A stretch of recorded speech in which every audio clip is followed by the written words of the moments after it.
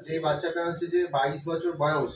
হ্যাঁ, তো এই বাচ্চাটা হচ্ছে যে সিপি চাইল্ড, মানে সেরিব্রাল পালসি, জন্মগত থেকেই। হ্যাঁ, জন্মগত। হ্যাঁ, সেরিব্রাল পালসি বাচ্চা। ওর এমনি নর্মাল কিছু নেই। হ্যাঁ, নিজের মতো করে নিজের ধ্যানে থাকে, যেটা আমরা সিপি চাইল্ড বলি। তো ক্রনিক কোলেসিস্টাইটিস ছিল ওর। হ্যাঁ, গলব্লাডারে মাল্টিপল পাথর ছিল। আমি এই সমস্ত বাচ্চা প্রাইভেটে সত্যি, আমরা যখন স্টুডেন্ট ছিলাম মেডিকেল কলেজে, তখন বাইরে কেউ চট করে কেউ করতো না, সব মেডিকেল কলেজে এই সমস্ত পেশেন্টের ওটি হয়। তো যাই হোক, ওর বাড়ির লোক রিস্ক নিয়েছিল, আমিও আমার অ্যানাস্থেসিয়ার সঙ্গে কথা বলে ওর ওটি করি, ল্যাব কোলেসিস্টেক্টমি করেছিলাম। ঠিক আছে, তো এই সেকেন্ড চেক আপ ভালো আছে। সেলাই আগের সপ্তাহে কেটে দিয়েছিলাম, উনি ভালো আছে, তো বাচ্চাও ভালো আছে। হ্যাঁ, ঠিক আছে, বাড়ির লোক কিছু বলো?